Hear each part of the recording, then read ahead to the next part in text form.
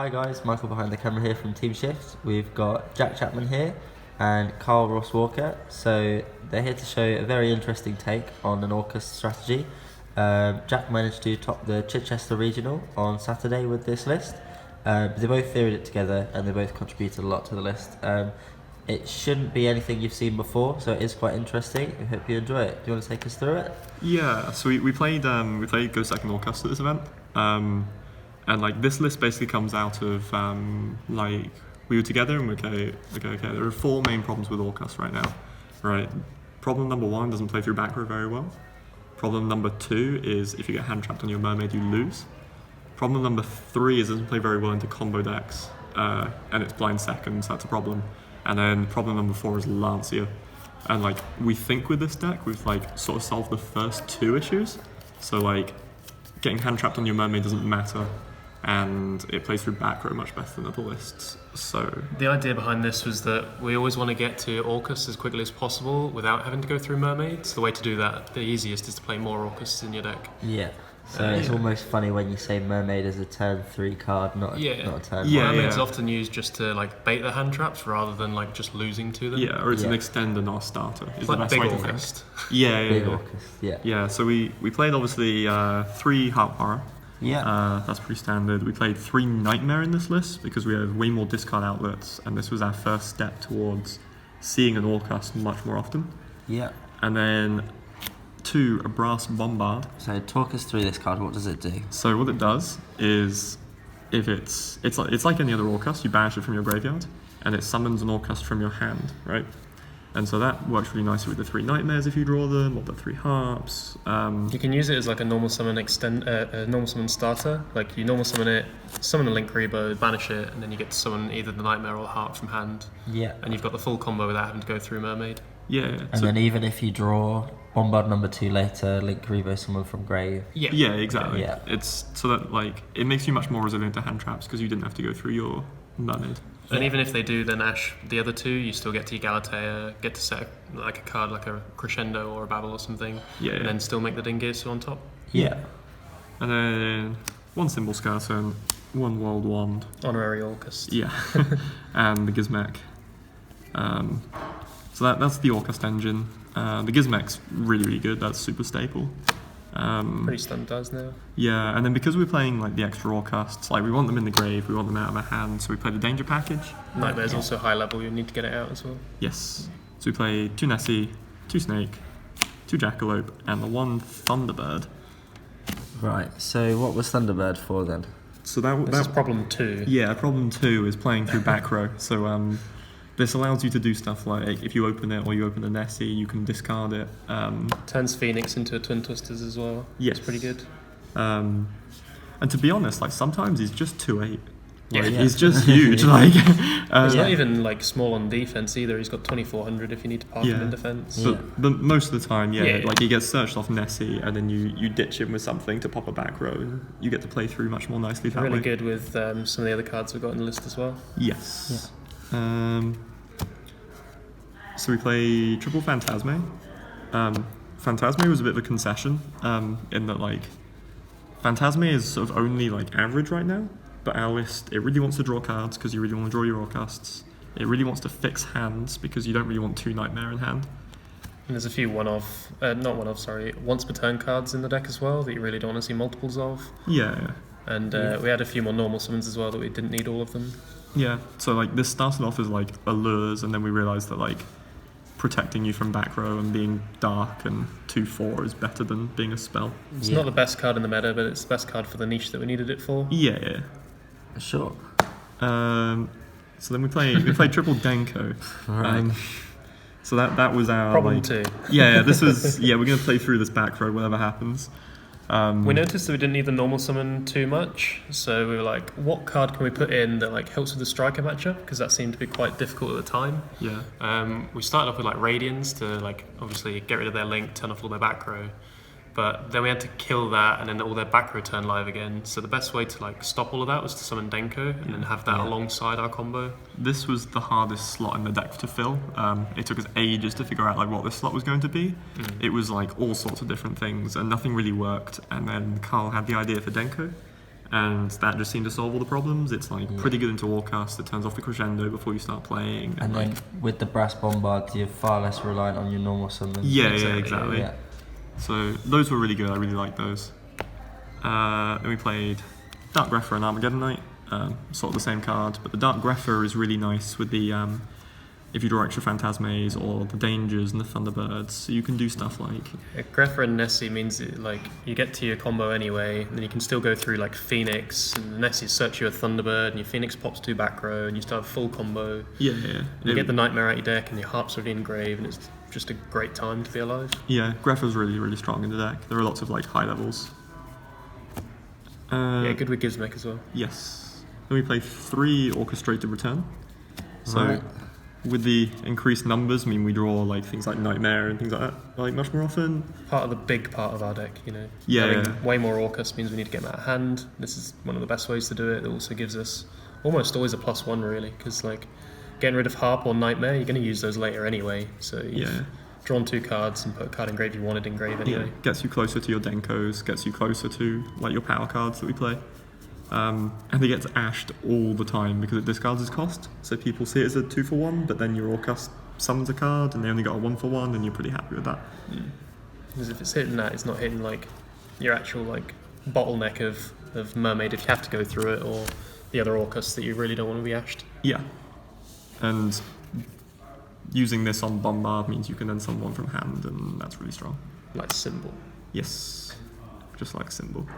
We played 3 Twin. Obviously, Cosmic is the more standard version, is the more standard card to play in this slot.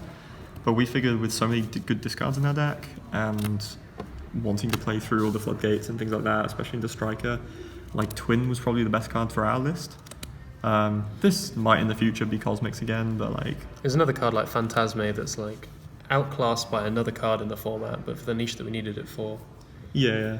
Plus, like, being able to do things like Dark Grepher, ditch Nessie, search Thunderbird, Twin, ditch Thunderbird, pop 3 cards was like really quite satisfying. Yeah. Especially like if you've had to use normal Denko and they're like, well, I can't use my back row. Like they're like, oh, it's all good. I've got an out next turn, and you just twin them all away with your Thunderbird. Yeah. You can use your Denko as link material then. Yeah. Really good. Obviously, the Twin is weaker into things like Orcust and Salad, but like for what we wanted to do, it was pretty good. We figured that we could play through like Ding, Gala, Crescendo anyway, so we weren't really needing the Cosmic for the Babble or the back row. That's true. So like it worked out there that it came in for the matchups that we needed it for. Yeah. Then we play 3 Instant Fusion. We played Thousand Eyes Restrict, and we also played Shadol Winder for going first.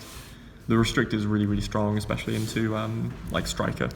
And it helps the Gala, it forces Crescendo. That was one of the strongest cards in the deck, I think, this weekend. It's a level 1 for Link Kuriboh as well, which comes up. True.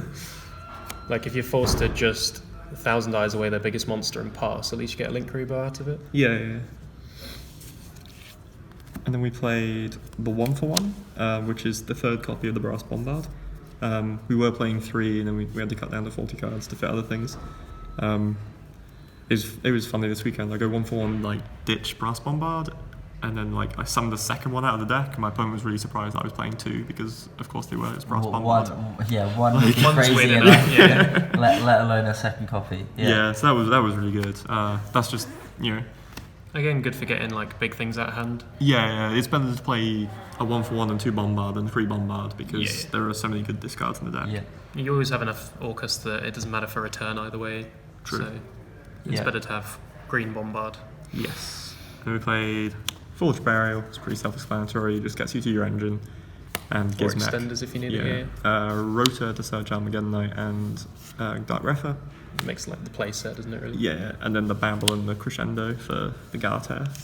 Yeah. Alongside the returns, obviously. Of course, that's the nice thing about this deck is the Galatea never resolves for like no effect. You can always at least set a return. Yeah. And then if you summon like a Nightmare, like instead of having to link away into the second Galatea, you just like Crescendo it away, and then you end up like plus Return 2 it, cards. yeah. Like You can often get like Orcus that are stranded on the board. yeah, because the Nightmare was going to go to the grave anyway for like a wasted link, Yep. just because we needed it to send the symbol. Yeah. So like you might as well get 2 cards out of it. So that's nice. So the extra deck, we played 1 Link Kuriboh for the Brass Bombard. you don't need to play more than one because obviously if you summon the second Brass Comes back Bombard, from it just grave. comes back. The Mermaid, so like you don't really need to make this on turn 1, but like it's still really strong. Like Again, if you want to make it on turn 1, you can just to bait hand traps. 'cause, yeah, like, yeah, yeah. 90% of the They, time they you don't don't know what need your it. deck does. Yeah. They don't know that you have combo regardless. Because you were saying lots of people sided in impermanence against you. Yeah, they And it's did, just not and Impermanence good. was just terrible because they'd imp this and you already had your Orcusters going, so it was fine. Yeah, or they set him turn 1 and you Denko them. Yeah, exactly. Sure, yeah. And to go with that, we played the Phoenix because that's the best one. It plays through the back row. Cerberus is pretty naff into like Orcust. And we played another Nightmare. Oh, we did. Yeah, we played. Probably triple that one. Yeah, yeah, we played Unicorn as well. It Lots played- of people have cut this, but it's really good because again, we don't need all of the Nightmare play to resolve. Like we're not often putting the Mermaid and something into a Galatea. So if you have an extra extender, which like our deck is full of them, you get to make Unicorn as well. It's also a dark, so you can summon it under when you've already used all of your Orca stuff. And even then, if you want to like go up into it, you can then still use it to make a Mermaid later on. Yeah, the Unicorn was a really nice addition. Like extra stuff to play through back row is really required in this deck, I think. Or monsters like Colossus, you know. Yeah, Colossus. Not that it's really an issue, but you know, like Yeah, stuff yeah. that can't be destroyed. Then we play 3 Galatea, obviously. That's just your engine. Like, we play a load of Orcus, so we want to summon Galatea a lot. Speaking of, We played Long Gearsu and fourth Galatea. Yeah, yeah. Yeah, you'd very rarely Long Gearsu somebody, like, to send the card twice, but, like, our deck almost always has, like, 2 banish because you have the Bombard as well, and we're playing, like, more Orcus than most. And so, like, yeah, on turn 1, you'd often make, like, Long Gearsu. Just so you have a Just to have it Galatea. engraved. Just so as you, well. yeah, you have it engraved for the symbol skeleton, and you still have 3 Galatea in your extra deck, so that was nice. Yeah. I really liked the second Long Gear, so I was a bit skeptical at first. Boral Sword for killing people comes Summon up. it nearly every game. Yeah, it comes up every game you win. Bomber for like first turn, like Long Gearsu bomber plays. You can like, especially if you're playing the Brass Bombard. Like normally you have so like the heart will summon a symbol and you blow the board up once, and then the symbol will summon the Long Gearsu, you blow up the board again, and then the Long Gearsu will be interruption. But in our deck, we get an extra one. We get the Bombard as well.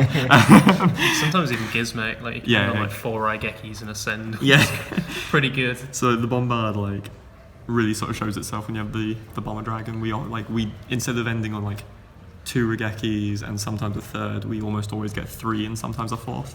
Yeah. Which decks just can't play through. That's just the end of the game. They're not- Lots of Go Second Orcus that have been made to go first and don't really end on this, and I'm not really sure why. Like maybe it's just because it loses to like a Cosmic on the field spell, but Yeah, the games that it resolves, you just auto win for free. yeah, that's true.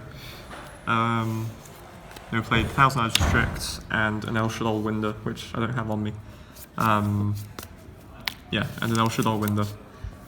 Those were our instant fusion targets. This one is when you go second, and this one is when you go first. You like sometimes Yeah, you you end go. on Ding, Gala, Crescendo, Winder. Yeah, You'll and go, I guess. and the game ends. Yeah. Yeah.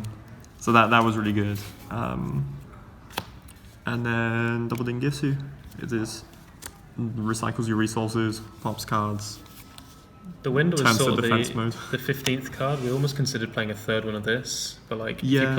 if you play your deck correctly, you shouldn't ever need it. Like looking at the extra deck here, because I haven't seen it before properly, like you can see that there's so little in terms of the engine requirement stuff. Yeah, Yeah. So if you compare it to Moonlight Orcus, their extra deck is really tight, whereas your deck is it's just got like a few kill throwaway your slots, opponent. but yeah. Like, Yeah. It's like here's some stuff, and then you've got loads of room. the second Long Gearsu and the Unicorn are both like luxuries. Yeah. Like they're really good. We only really needed like 12 cards, didn't we? Yeah. So that's the extra deck. And the side deck was a bit skew if at this event. So talk us through it then. Okay, so I played 3 Lancia.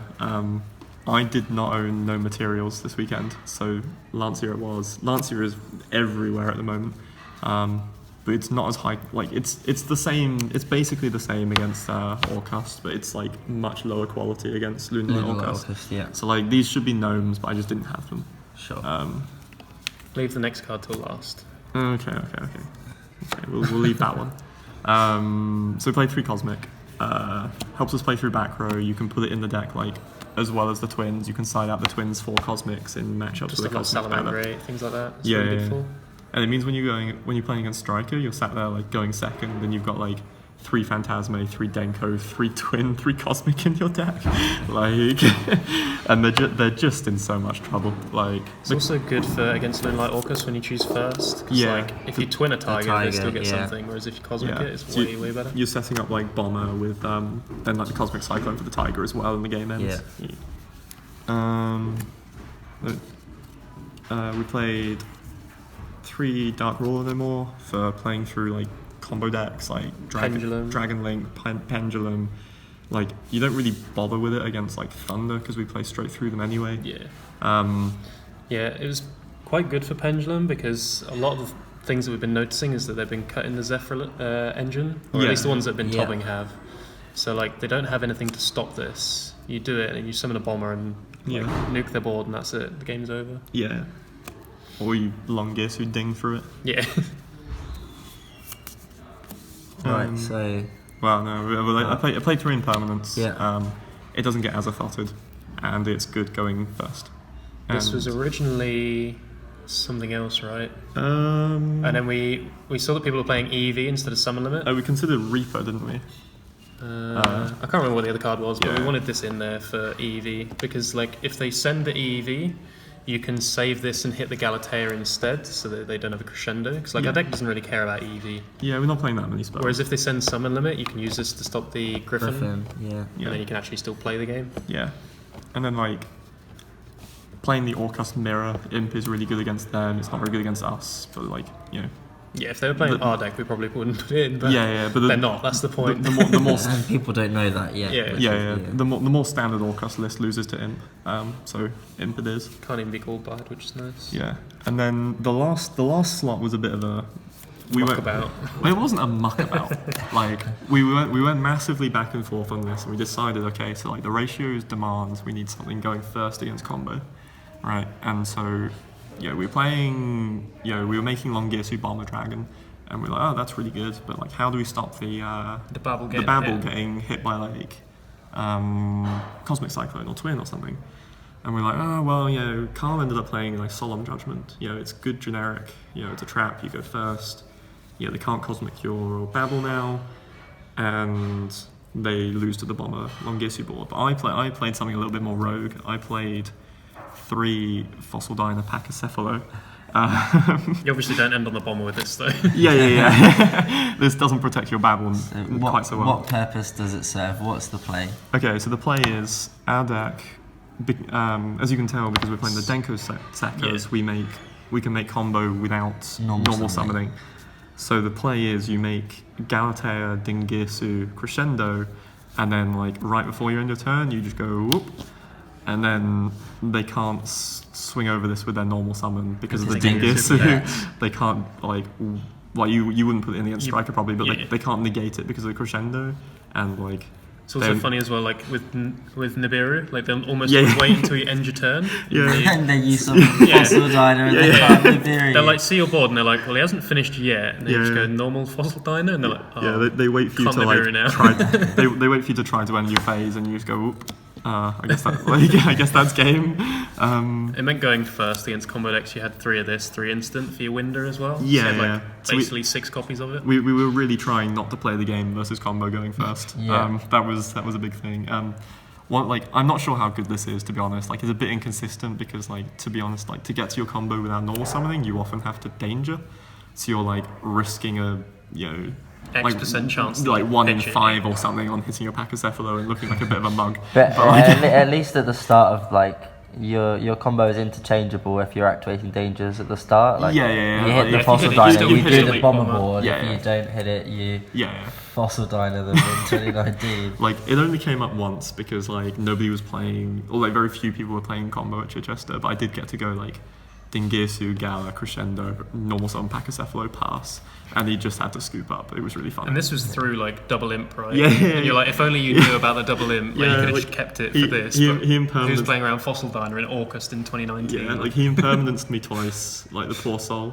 So, like, he had 2 outs to the Fossil Diner and he didn't get to use them because he didn't know it was coming, Yeah. and he had to imp the rest of my combo, and I still ended on Dingala Fossil Diner, so that was that. Right, so So that's the list. interesting deck. Yeah, it's a bit weird, but like the goal was play through back row, play through interruption on the Nightmare, and I think we achieved that. I think we've done quite well with that. Still a work in progress. Like it was just thrown Yeah, together with yeah. some late nights last week. Yeah, it doesn't play through Lancia, and like you don't really want to play Called By if you can avoid it, because like the deck plays so well through hand traps. It like feels counterproductive to then play Called By as well. It feels like a waste, especially if you're blinding second, because Called By is really weak going second. But yeah, no, I think like most of the things we were set out to achieve with this list, we achieved. We keep working on it. It is a bit strange seeing not only Brass Bomber but Denko second, Yeah. Thunderbird, and Even Yeah. Phantasma in Orcus now is like falling out of favour quite a bit. Yeah, we really threw the kitchen sink at this event. Right. Well, thank you very much to you both, and congratulations again, Jack. Very interesting deck. Thank you. Thanks.